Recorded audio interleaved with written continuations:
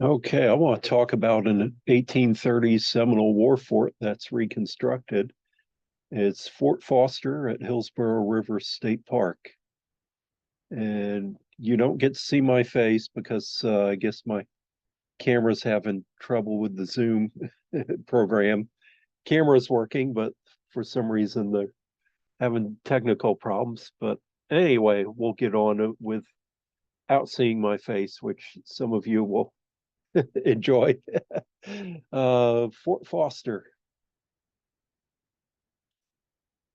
reconstructed Seminole War fort, and as far as I'm concerned, it is the most accurate Seminole War fort in Florida. There's only three of them.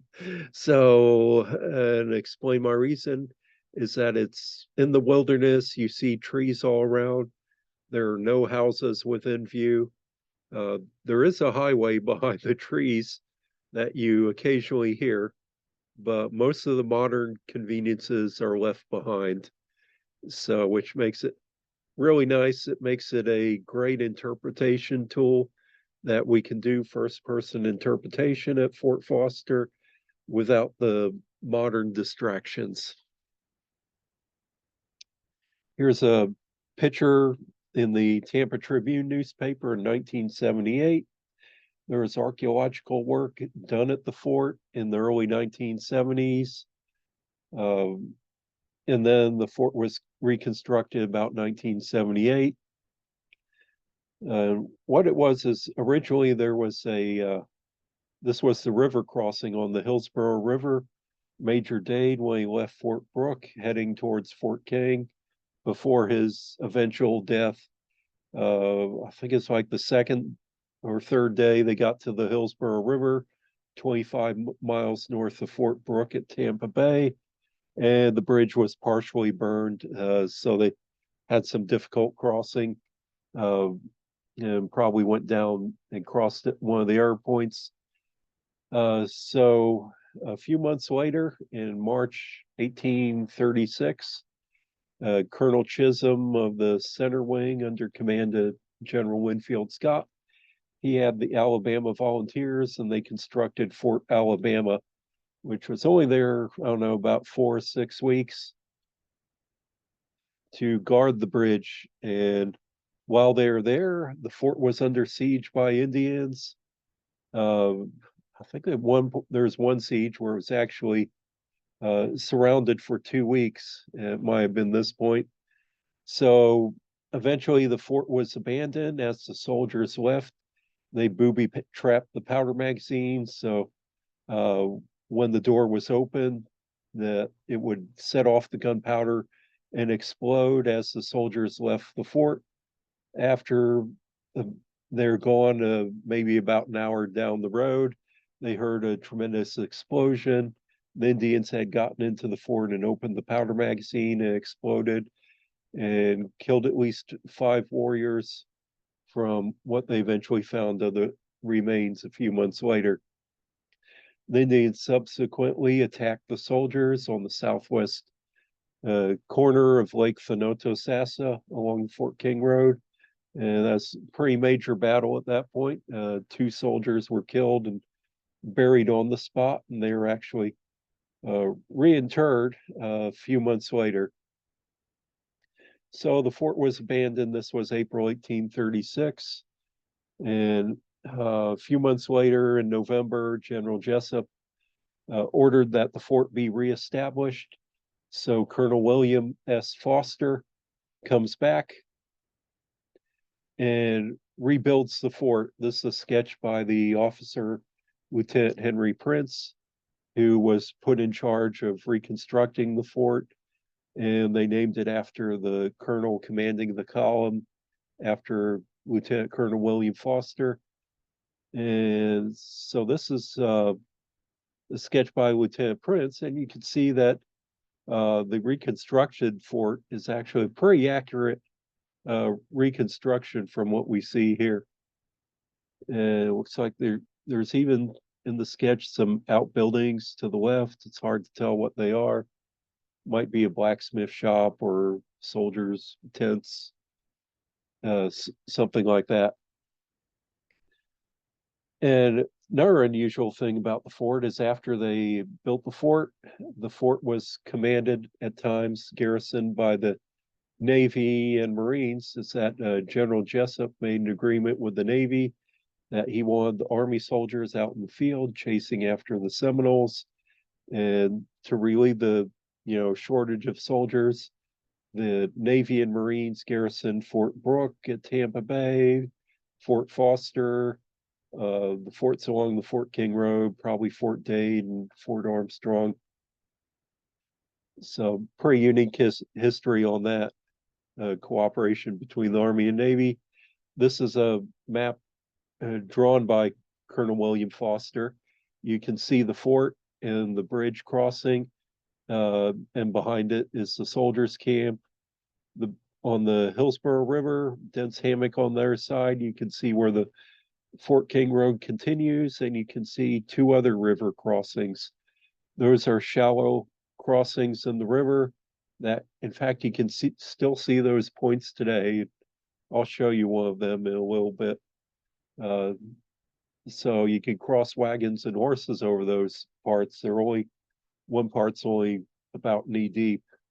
So pretty neat, excellent drawing. We know more about Fort Foster than probably about any other Seminole War fort, due to the journals and descriptions of the soldiers, the archaeological work done, and some of the things that went on in the war. The fort itself kind of had not that long a history, but was important guarding the crossing on the Hillsborough River. And this is a sketch made before the fort was reconstructed. You can see the blockhouses look a little different. This was done back in the 70s. At that time, the Henry Prince Diary was not found yet, so they really didn't have the sketch from that. And so they reconstructed the fort pretty accurately. Another thing I want to add is that you can't see it on the right-hand side, but that would have been the Indian encampment on the opposite side of the river, the Shawnee and Delaware Indians, allied with the United States, that came to Florida and fought at the Battle of Okeechobee. They were camped on the other side of the river at one point, as well as the Creek Indian Regiment that was here in Florida in 1836 and 1837. So, interesting history there. These are some of the post returns. This is actually the first post return. Commanding officer is, I think it's Richard Zatzinger, Major Second Artillery, U.S. Army. He's the commander that, just take my word for it. I know it might be hard to read the names on the top sheet. And then the bottom sheet tells how many soldiers are present at the fort. I think 188 soldiers present. And what you always look for is the little comments on there too, because it says on the bottom sheet, it says relieved Lieutenant Leib of the U.S. Navy on the 24th of March, 1837. And they relieved the Navy officer and sailors there, and the Army took up the garrison at the fort. And so you have a few months until it was abandoned. I think it was abandoned in June or July. The men got so sick at the fort that it was abandoned, and they went to Fort Brooke. The fort was reactivated in December 1836, or yeah, okay. Oh, this returns from 1837. Okay, I'm sorry. December 1836 was when it was built, and 1837 was when it was abandoned for the second time. Considering Fort Alabama, and it would be abandoned every summer because of the sickly season. Here's another post return, May 1837, right before it was abandoned. And at this point, there's only 71 soldiers left at the fort. 117 if left in the garrison.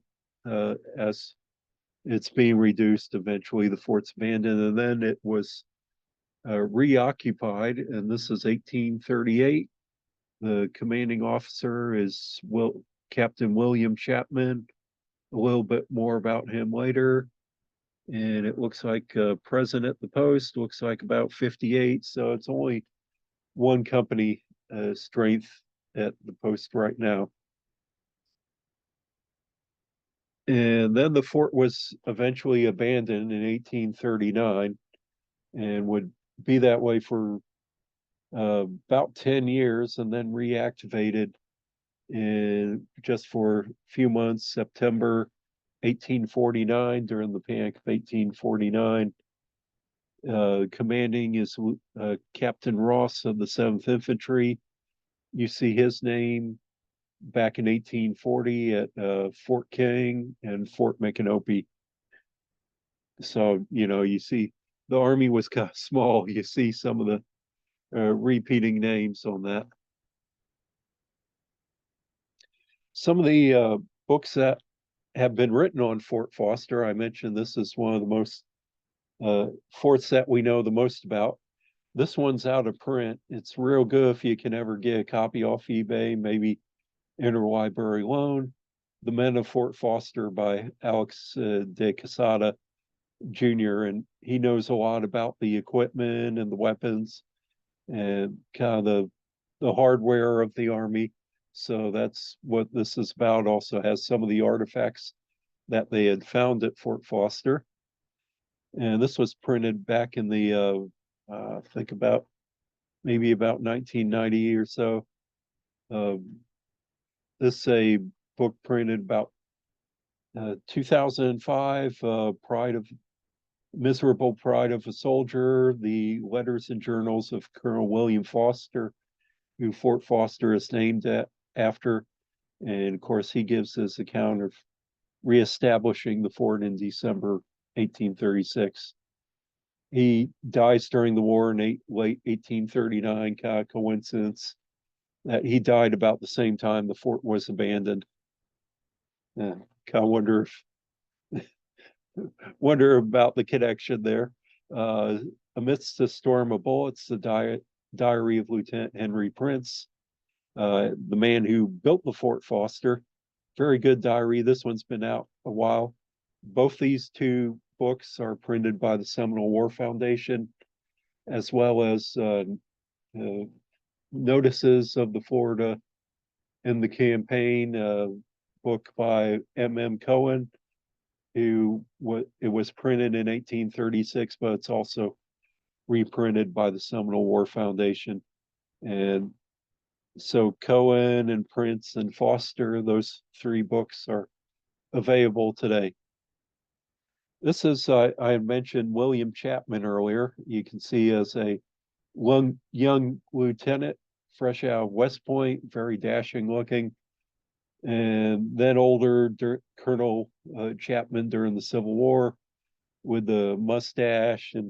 And Chapman's unusual in that he's one of the few officers that really enjoyed his service in Florida. He's telling about his letters, how his mustache is growing big and bushy, and he's gaining weight at Fort Foster.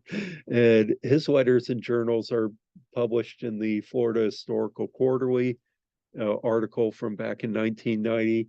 And I'll have that in the description below if you want to look online for that article and read it. Very interesting. Some eyewitness account of Fort Foster as well. Of course, the fort in more recent times, the reconstruction, as I know it, and hundreds of our reenactors are familiar with, guarding the bridge, the reconstructed bridge over the Hillsborough River, and of course the Sally Port where the cannon looks out.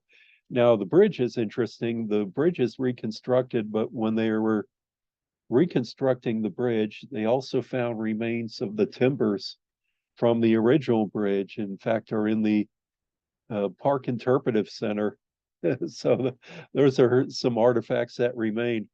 So that's pretty cool. So you see on the left, looking out from the fort, you see the bridge, and then on the other side is the bridge after it comes across the river. Of course, this the blockhouse on the left from the bridge, recreate officers' quarters in there. And I've spent quite a few nights in here myself, uh, even in the summertime when it was miserable hot. I can see why the soldiers got sick. And the other blockhouse is recreated as like a soldier's barracks or a hospital. Really neat to interpret the life of the fort from the 1830s.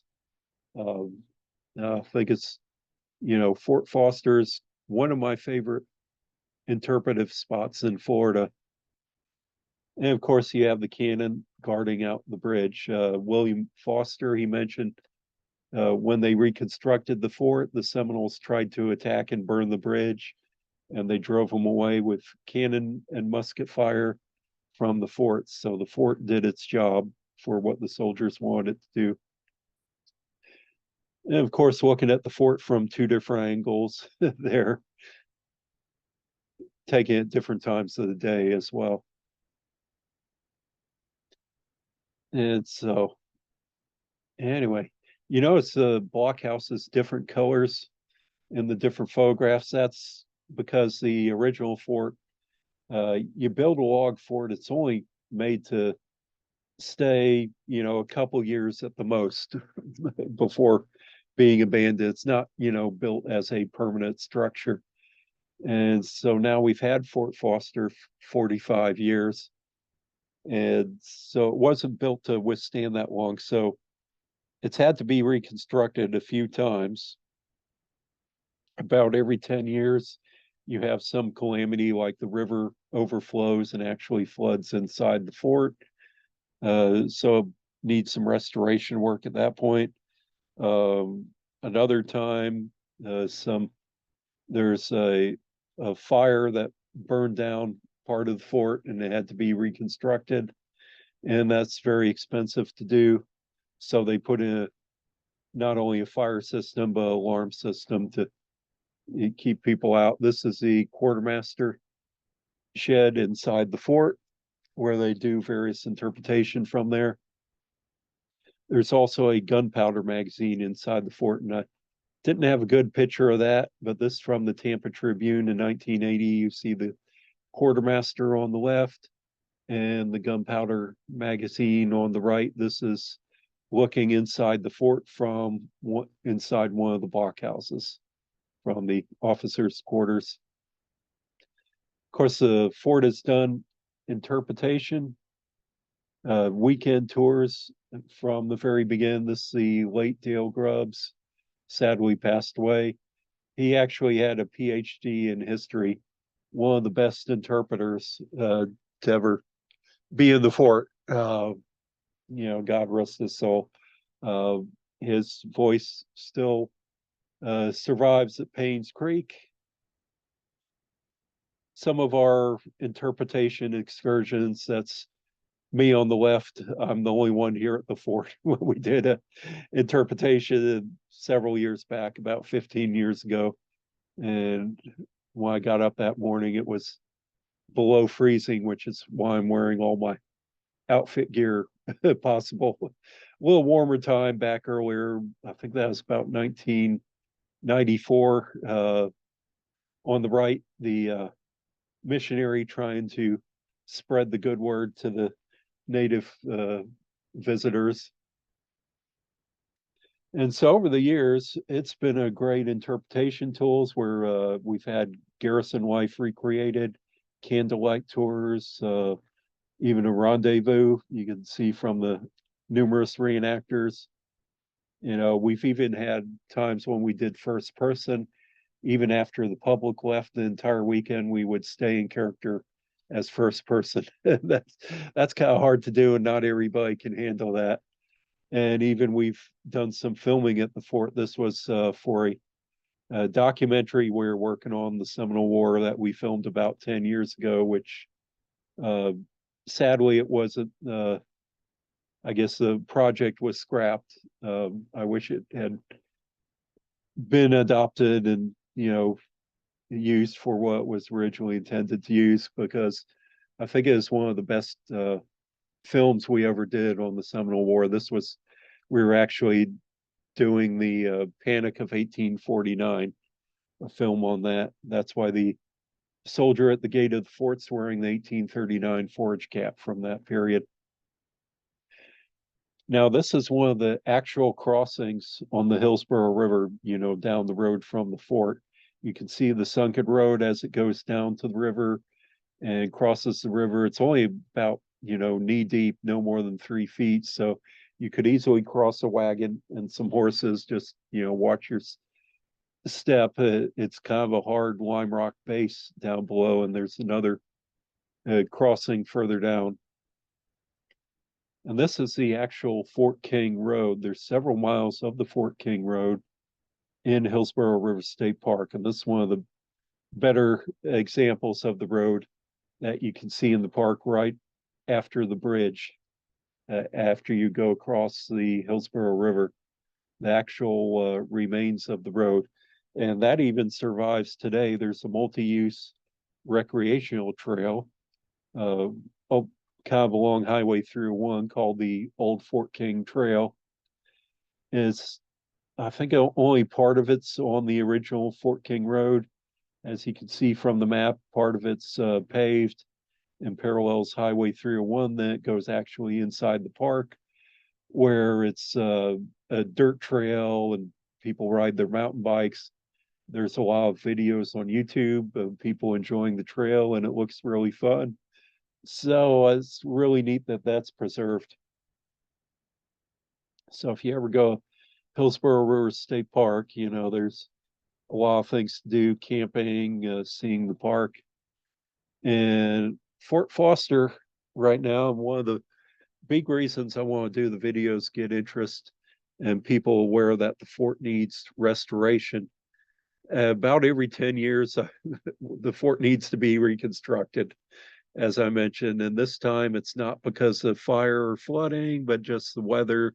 The boards and planks around the walkway have rotted away, so they need to be replaced. And so the Friends of Fort Foster has started a GoFundMe page, and I'll have that in the description below, raising funds to replace some of the wood around the walkway of Fort Foster. The reason why they're doing that in the state is that the state's not always very giving on the funds to restore the fort. And right now parks are not as funded as we'd like. In fact, I work for the Park Service. There was a time when we didn't even have money to buy light bulbs for the restrooms. We're going out and buying new light bulbs out of our own pockets. So sometimes it's the budget's really tight for a state park, especially when you need several $1,000s to restore the fort. And let me tell you what, wood has not gotten cheaper, if any of you've seen the price of lumber skyrocket there. But hopefully it can be restored and once again be one of our favorite spots along the Fort King Road. Well, I hope you enjoyed our presentation on Fort Foster as we go up the Fort King Road, and we'll continue on later on.